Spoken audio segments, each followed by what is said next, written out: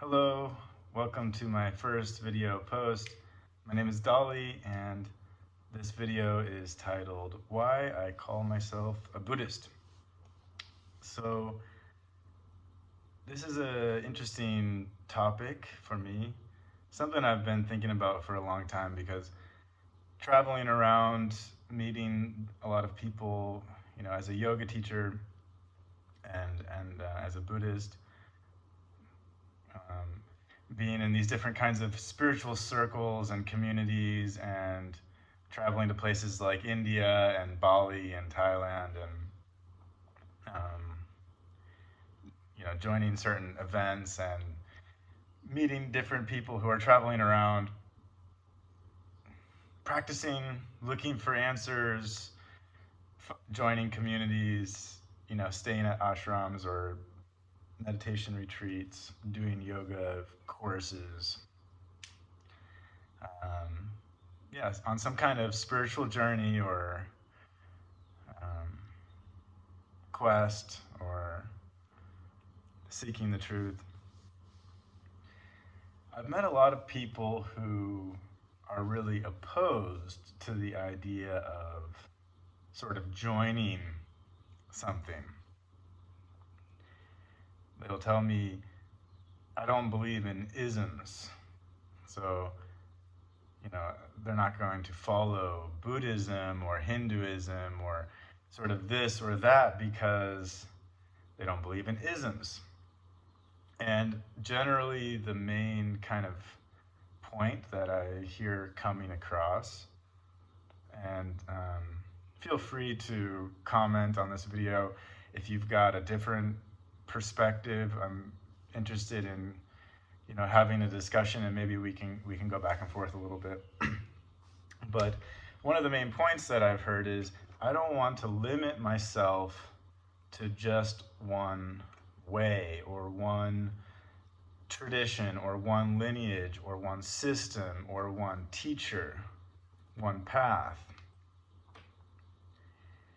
And so I just want to talk about that a little bit, my thoughts on that from my experience. And yeah, maybe it will be helpful to you in some way. I'm not trying to encourage anyone to become a Buddhist or to join this or that or whatever. And I see that I see the point, right? I see the point of these labels of identification, like I am this or I'm that. I'm a Buddhist. I'm a yogi, or I'm a Hindu, or I'm this or I'm that. It's just an idea, right? So first of all, we can see that these isms, these traditions, these lineages, they're all kind of just ideas, right? So it's like, why would I say that I am something if I know that it's just an idea? Okay, well, it isn't, nationality just an idea? It's like, oh, the idea that I'm American. Well, yeah, I was born in this, in this part of the world that, in a place that is called the United States of America. So, I've got the passport and the birth certificate. It's part of my story, so I kind of grew up being told that I was American. And when people ask me, about my nationality, I'll tell them I'm American. So, but at the same time, I sort of see that it's just an idea that this land, this part of the world belongs to some country. The country has a name. It's got boundaries, at some longitude or latitude or imaginary line. It's like, oh, here's the US and over here's Canada. So these different countries, they have different kinds of governments and a different flag, a different song, a different identity. So we we sort of are stuck with conventions. We are living in the conventional world. And this is something that I want to talk about in a lot of my videos is, you know, the kind of tendency to want to transcend conventions with some sort of what I would consider a fairly misguided understanding of what spirituality is. That, oh, now that I see that these things are just ideas, I'm going to throw them out. Or I'm going to rise above this silly notion that I'm American. Because, you know, it's just an idea. We made it up. You know, the world, the earth doesn't see that it's divided into these different countries and states or provinces and districts and cities, and there's, you know, there's these lines on the map, but there's no lines on the world, on the globe, on the earth, unless, you know, unless you've like built a wall between one country and another. So these human conventions, it's just part of life. And on one extreme, we can hold on to them tightly and really identify with them, like, this is who I am. I'm American. Or I'm a, you know, I'm a real big, you know, jazz guy. I'm a big jazz enthusiast, or whatever. You know, I'm a big skier or snowboarder, or I'm a huge, you know, football fan. It's like, yeah, okay, you know, it's all good. It's all good to be those things, but if we don't see them for what they really are, which is just an idea, just a kind of layer of the onion, and when we investigate it more closely, it's sort of like it peels away, it falls apart. It's like, oh well, okay, that's something that is associated with me based on where I was born, or based on my preferences, based on my lifestyle, based on my career, gender, race, religion. You know, they're all these layers of identity that they are associated with us, sometimes externally and sometimes, you know, we invite those labels or those associations. And, you know, that's not something that I think we should transcend or let go of entirely, because that's the world that we live in. It's like, if you don't recognize that, if you don't recognize the value of being, you know, of being associated with conventional labels and roles, then it becomes difficult to function in the world. So it's like, when we wake up, we want to remember who we are. If you wake up and you've like transcended all these conventions, all these labels, you know, you wouldn't be able to do anything. You wouldn't go to work. You wouldn't honor like any kind of commitments you have or relationships you have. Maybe you're married or you have a boyfriend or a girlfriend. You'd be you know, if you transcend all that, you would, every day you would wake up and be like, we have nothing. Like, you are nobody to me, I am nobody to you, because I am nobody, or you know, I want to transcend these silly conventions. Okay, So it becomes a kind of dangerous extreme. And on one hand, we have the extreme of really buying into these things and holding on to them tightly. And the other hand, the other extreme, we have, you know, wanting to transcend them or let go of them or abandon them because we think that, because we sort of see that they're not real.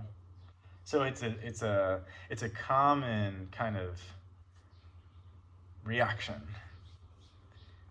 So there is some, it's based on some recognition of truth, but then I would call it like a misguided reaction. So, you know, when we start to investigate these layers of identity and say, oh yeah, it's not really who I am, you know, this idea that like I'm American doesn't really mean anything. That it's just uh, that is just an idea, and so um, it's it's a it's easy to see how one could want to just throw it out altogether, right? And to come back to the topic for today is why I call myself a Buddhist is, yeah, it's kind of like this because um, I see what the idea of a Buddhist is, and I understand that it's just an idea, but I also want to recognize where I'm at in this physical manifestation as a human being with this in this kind of limited, you know, sense of space and time. Here I have this body and I have this name, I have this story, I have this gender and these roles that I play. And that's okay. You know, I want to embrace that without being, you know, without being enslaved by it. So it could be limiting, you know, and it is limiting if we hold on to it tightly. But if we hold on to it lightly, not letting it go, not throwing it away, not abandoning it, but holding it lightly, we see that there's a time and a place where it's not only helpful, but it's actually necessary for our survival. For example, if I don't recognize that I'm in this physical body that needs food and clothing and shelter, I'll just be out on the street, homeless and naked, you know, without ever showering and without ever even eating, right? And then I would die before too long because I would be failing to recognize the necessity to embrace this conventional reality that I'm in. That's a mistake. It's a misguided reaction to kind of the reality that they are sort of not real. You know, it is sort of like just an idea. It's just an idea that like, oh, like this body is mine or me or whatever. It's not really true. But what we do with that information will determine our ability to live in this world in a way that brings harmony, you know, that we find harmony with ourselves and with others, that brings some kind of deeper fulfillment, that we can, you know, make use of this opportunity to be here in some way, whether it's, you know, in a more material sense or a spiritual sense or both. And that, you know, that's just kind of up to each individual, but it's impossible to make use of this opportunity if the form and the limited form is completely transcended, because then there's no recognition of this kind of person who is the actor in this great play of life. So to come back to the point about being a Buddhist is, so in a conventional sense, to identify as a Buddhist is just to say, I honor and respect the teachings of the Buddha, and I want to be a student of this great lineage, which has so many wonderful and rich and helpful, grounded, practical teachings and advice and guidance and masters, and a global community that's been around since the time of the Buddha. And yeah, to call it a religion, or to call it Buddhism, or to call someone a Buddhist is almost anti-Buddhist, because in Buddhism, we recognize these conventional forms as being not really of any kind of inherent substance, that they're just ideas, and they're sort of made up. So some might say that, oh, a real Buddhist wouldn't call themselves a Buddhist. I would disagree with that, because we should be careful not to fall into that extreme of like taking the highest level of the Dhamma, the Buddha's teachings, and saying like, that's the level that I'm going to honor, and anything below that level I'm going to discard. Be careful, because the world we live in is the world of conventional reality. And the Buddha didn't tell us that we should abandon this reality, but actually to use it skillfully, and to understand it for what it is, and to embrace it for what it is. And then to navigate, through that, with that. So it's not a path of transcendence.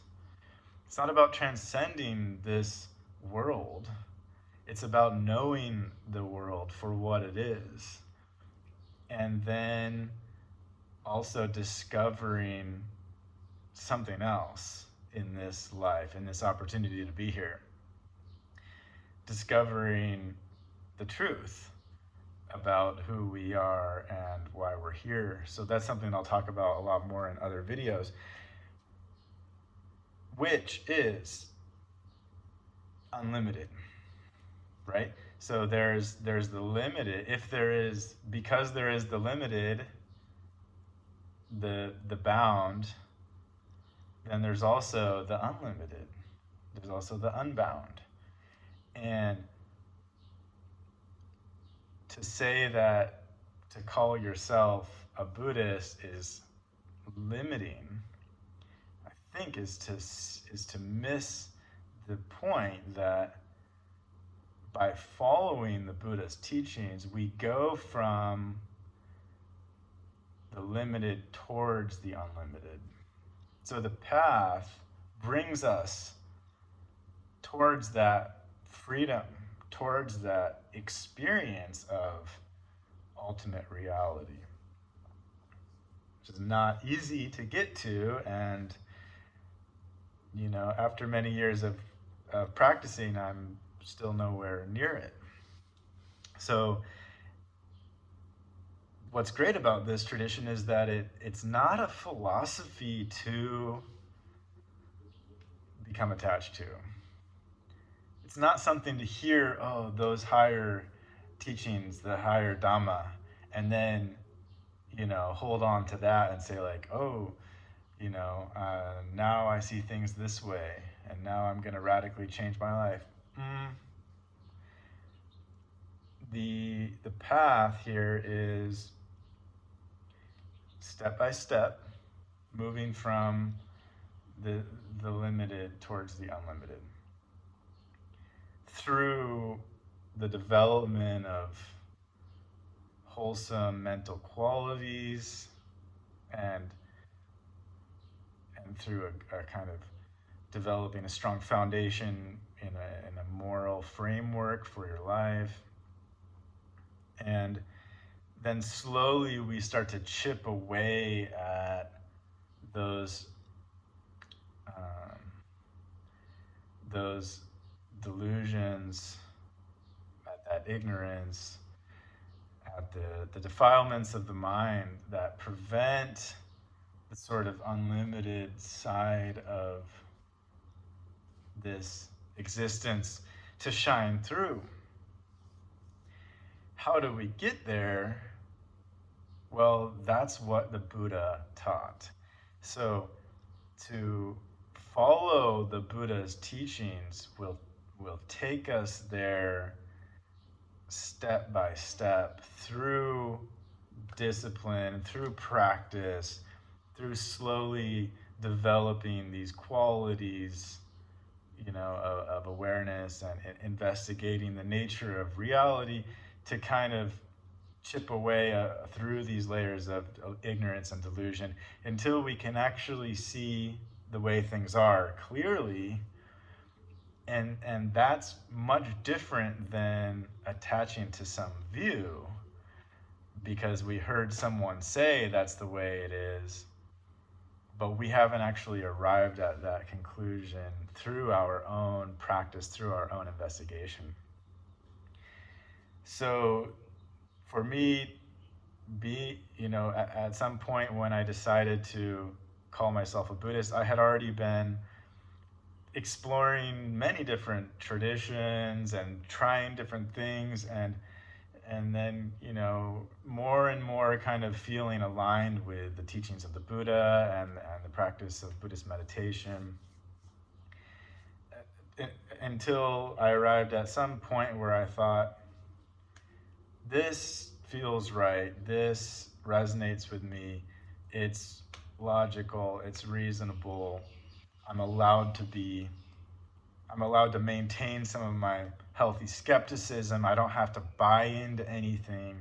I don't have to believe everything the Buddha taught. I don't have to radically change, who I am or how I'm living. I can gradually study and practice and test the teachings of the Buddha to see if my experience matches the teachings. And that's something that a lot of, sort of skeptical Westerners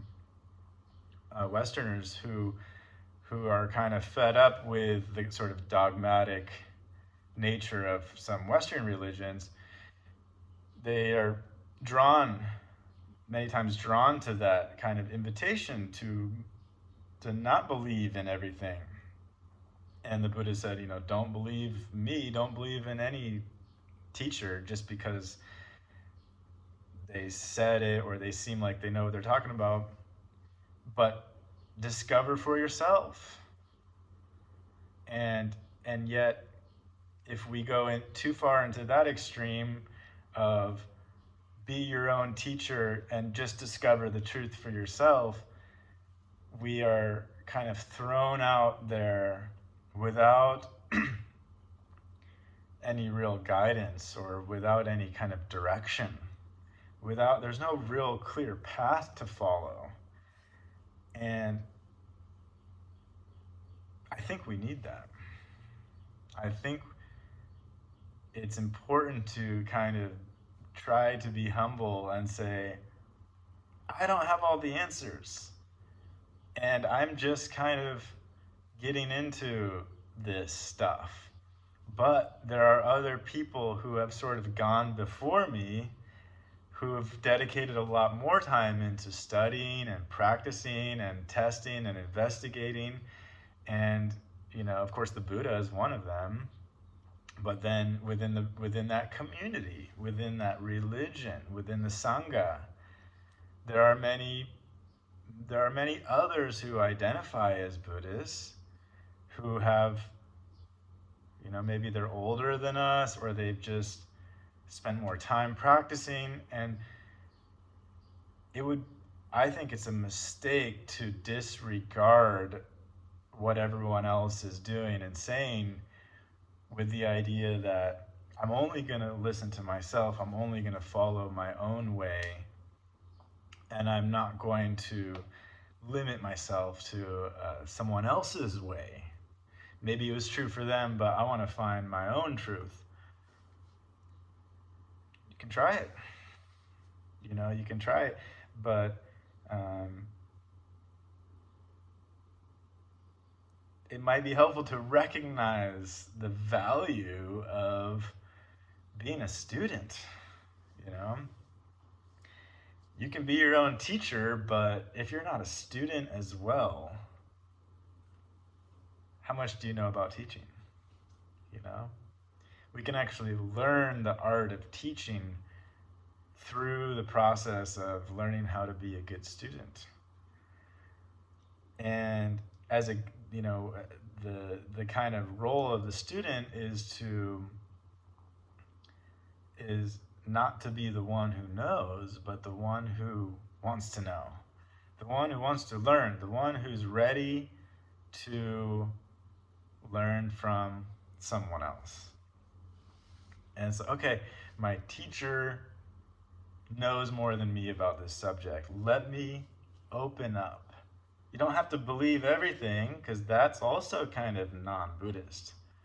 You shouldn't just believe them because they seem to know what they're talking about, or they seem to know more than you. But if that's one extreme, and the other extreme is that you just completely close off to all the great wisdom and traditions and teachers and lineages of the world because you just want to be your own teacher, follow your own way. So the middle way, is what the Buddha taught, and that's something that I want to focus on a lot. Is the idea of the middle way? Is like, okay, you don't have to abandon the notion that it's important to kind of maintain some integrity and maintain your own internal GPS navigation system. Maybe you call it intuition or your own logic and reason. Don't throw it out. It's helpful. But also, be careful to trust too much in yourself when, as opposed to the extent that you're not willing to trust in anyone else. That's a dangerous place to arrive. It's like if you're going to travel from one place to another, and you don't know how to get there, you've never been there. It's like, are you going to use a GPS? Are you going to use Google Maps? Makes it pretty easy. You're like, Google Maps is not always right. So there's a little bit of skepticism. You're like, well, maybe it'll get us there, maybe it won't. But probably better chance than if you just like venture out. Let's say you're walking. You're just like, well, I'm gonna walk through this field. I'm pretty sure, I want to go to like New York City. I'm pretty sure it's that way. I'm just gonna like start walking east, because I think New York City is east. Yeah, you might end up there, but you might end up kind of like taking a lot of wrong turns, and it might take longer. Where the more informed, more experienced guidance system of Google Maps or whatever could tell you, like, don't go down that way, because that is not the way to get to New York. Keep going straight here. Oh, you might be confused at this intersection. It's a three-way intersection, and you won't know. And if you're not willing to kind of listen to the guidance of others, you might go the wrong way, and then you might spend a long time walking down this road, and then eventually it's a dead end, or you're like, oh, that road goes to Florida, not New York. Shit. you know. Um, Whereas if you would have been open to kind of more willing to consider the guidance of others, it would have told you like, hey, maybe I already made that mistake. I already turned right at that three-way, and I realized it was a dead end. So if you're going to New York, don't turn right at the three-way. But we can be very stubborn in um,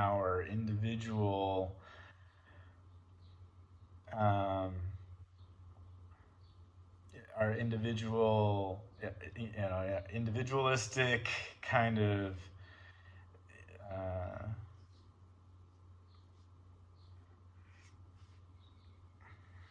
in our individualistic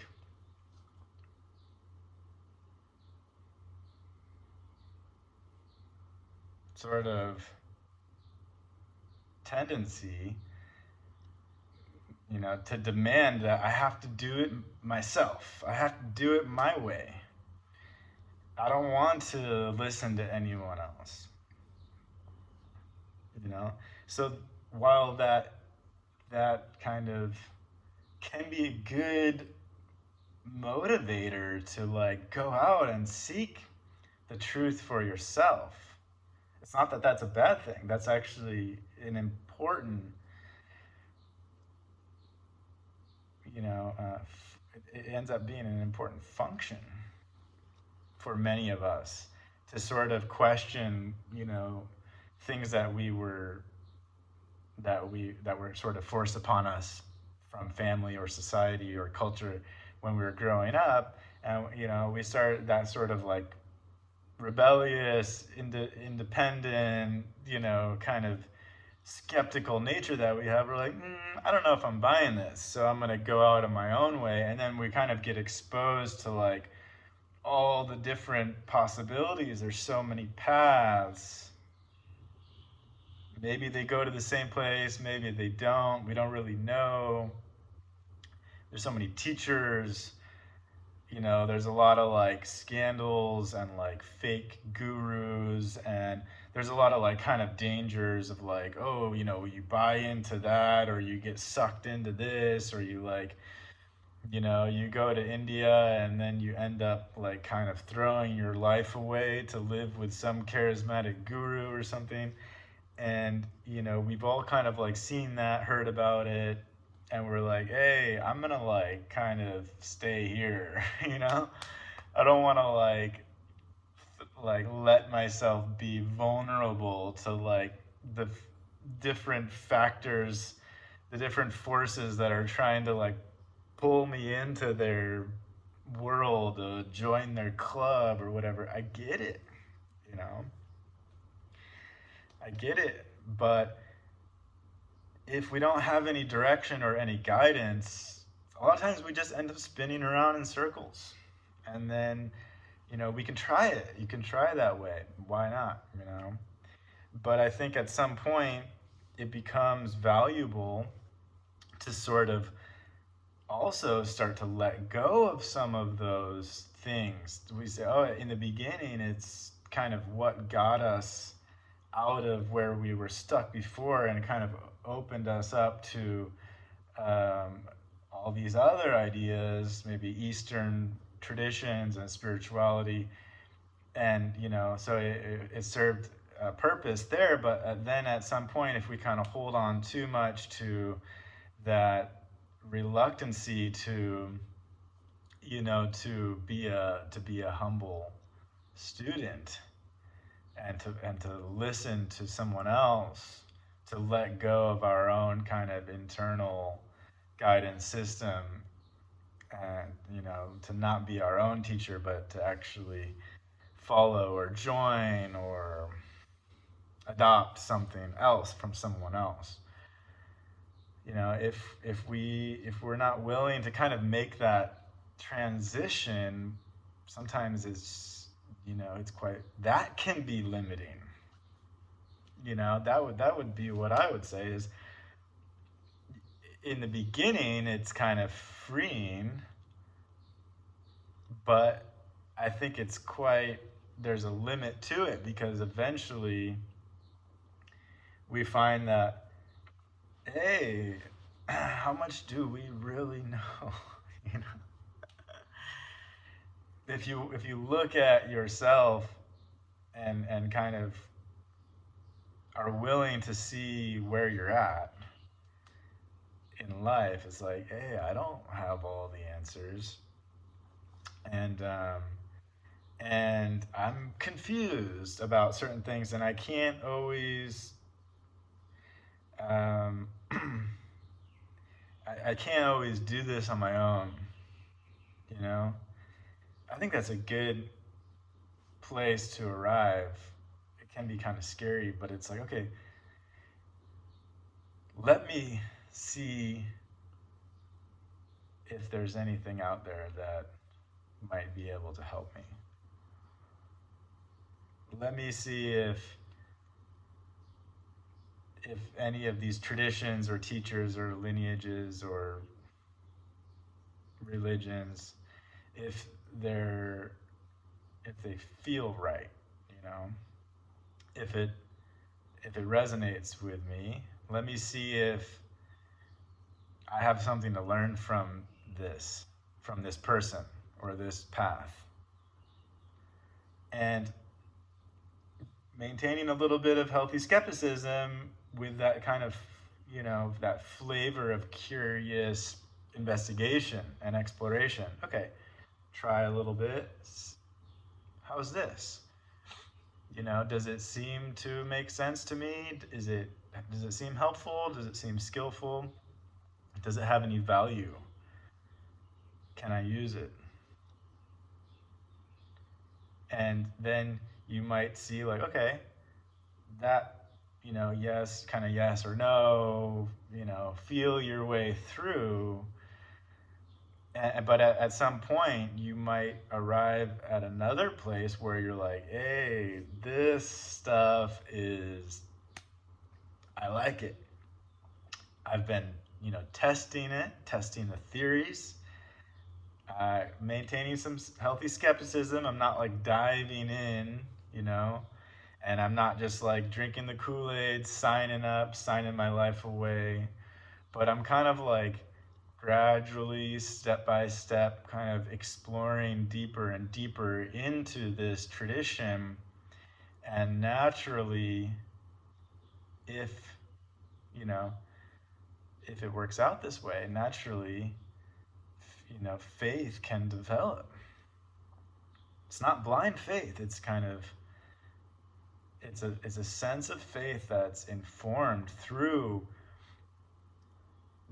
an intelligent, conscious investigation. That, like, I don't want to believe this, but I don't want to not believe it either. Just, not falling into either one of those extremes.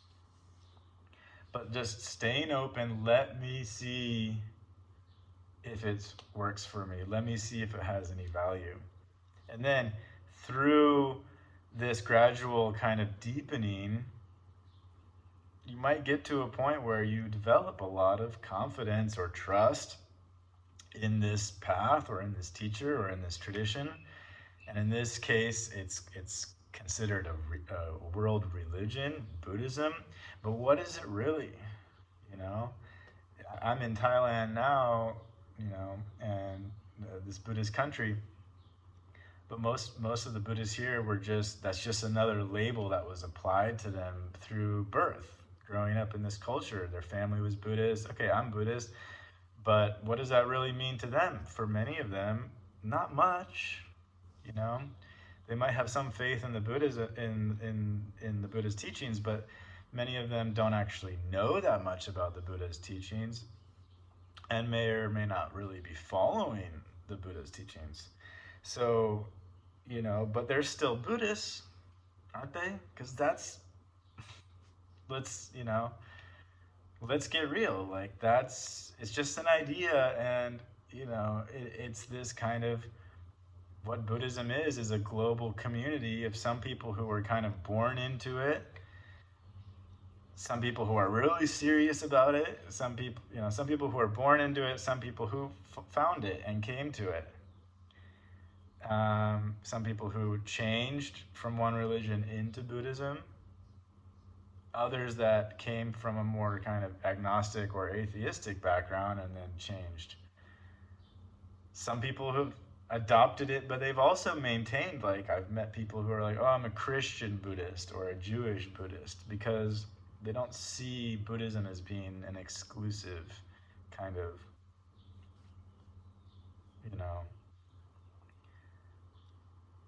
it doesn't have to be one or the other, potentially. I don't know. And there's, there's varying degrees of, like, how much people are really informed about what the Buddha taught within this kind of global community, how much people are really serious about following these things. And, there's very few people who are, like, upholding the highest level. Not me, it's pretty hard. So it's like, in order to call yourself a Buddhist, you don't have to be the perfect Buddhist, and you don't have to be born into Buddhism. You don't have to know everything about Buddhism, but you might just naturally arrive at a place where you're like, I think, it just makes more sense in this conventional world to say, like, yeah, I'm a Buddhist now. And what that has helped, the way that that's helped me is, by limiting, and I've still continued to study other religions, especially yoga and Hindu traditions, because of my, my passions, my interests, my curiosity, and also my career as a yoga teacher, teaching a lot of yoga and Hindu philosophy and sort of comparing that with Buddhist teachings. So it's not like it's completely closed me off to everything else. But what it's done is it's helped to dissolve a lot of the confusion of, like, okay, I naturally arrived at a place where I had developed more confidence and trust, enough confidence and trust to be like, this stuff has really been proving to be true for me when I've investigated it. And then many of the kind of, like, doubts and, that's the problem. If you don't let go or kind of move past that, like, pure skeptical way of living, then, that skepticism there's no real ground to stand on there. That there's a lot of doubts and a lot of confusion and, not a lot of practical avenues to follow. And it can be very helpful to just have a groove, or to have a place to come back to. At least for me, it's been helpful that, like, okay, I'm still open to explore and consider other paths and other ideas, and in fact I enjoy, learning about them and studying, and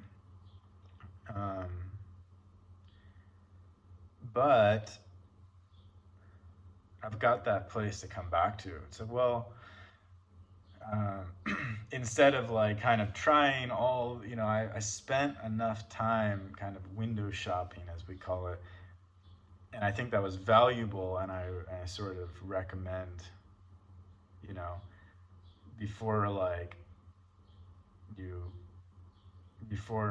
finding the right path for you, it might be a good idea to kind of, like, see what's out there. and not just from an intellectual perspective, but to practice different things and try them and see what makes the most sense and go a bit deeper, kind of.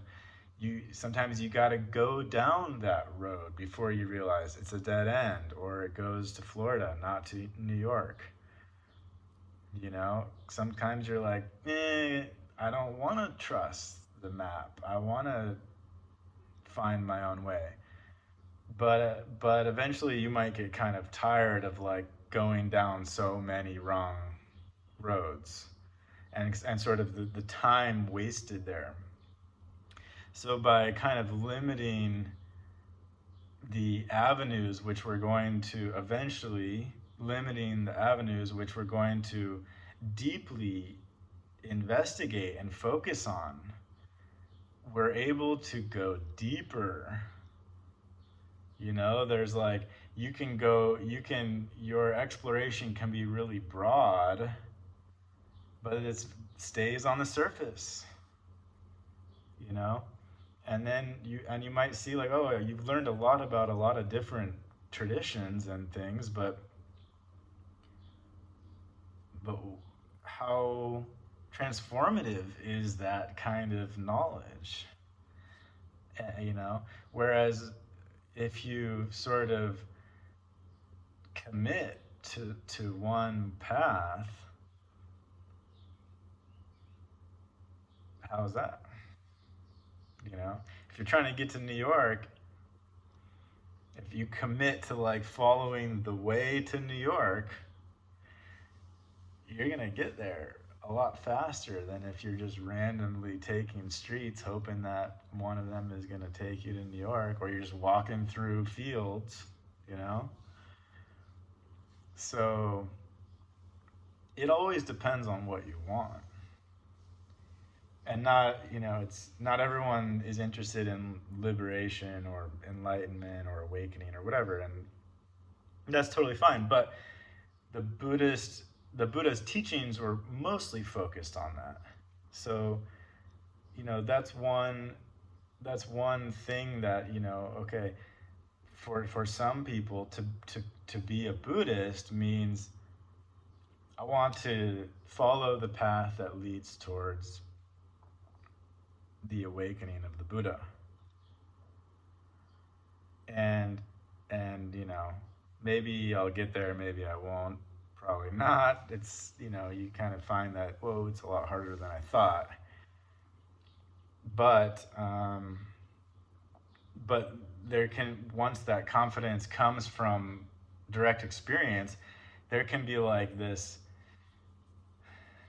it kind of has like a calming effect where you're like, okay, maybe I'm not headed there very quickly, still kind of banging my head on a lot of walls and doing a lot of things that I know I shouldn't do and making a lot of mistakes, but there's sort of like this kind of deeper conviction that like, but I'm at least I'm kind of like headed in a direction that I have a lot of confidence in.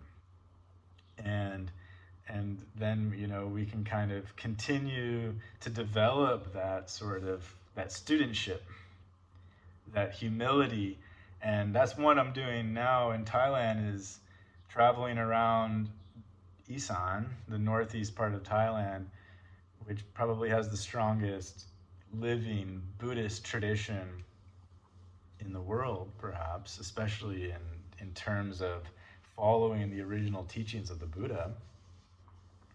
And I'm sort of looking for masters. I'm looking for these great living teachers, these great living examples of what the Buddha taught. And I've been fortunate enough to meet many, and it's so clear, it's so clear that like, whoa, this person knows a lot more than I do. This person is a lot more free and awake and aware, and has a much kind of stronger foundation in morality and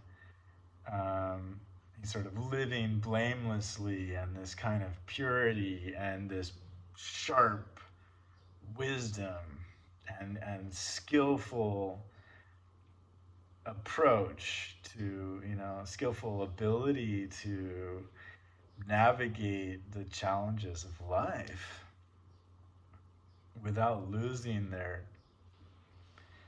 sense of being centered.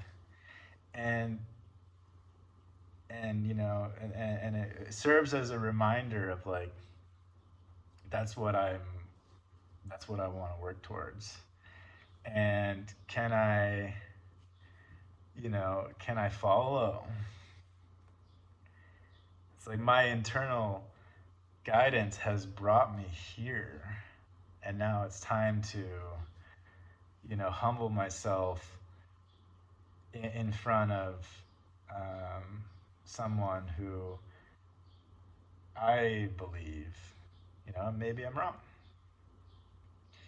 Maybe I'm wrong, but because I've held on to enough healthy skepticism and tested carefully and not given up that skepticism too easily, it's like, but when you find that teacher, you're like, okay, now's the time to let it go and not be your own teacher and just be a student. And that's why I say, hey, I'm a Buddhist, because I am a student of the teachings of the Buddha and of this great living tradition that has been passed down from teacher to student since the time of the Buddha and is still alive today. There are many living awakened masters, especially in this part of Thailand. And I will talk more about my journey and my experiences meeting some of these great teachers and other things about the spiritual path and about yoga and meditation in upcoming videos. So thanks for watching and bearing with me for this long video. Feel free to leave any comments or questions, and I'd be happy to address some of those things maybe in future videos.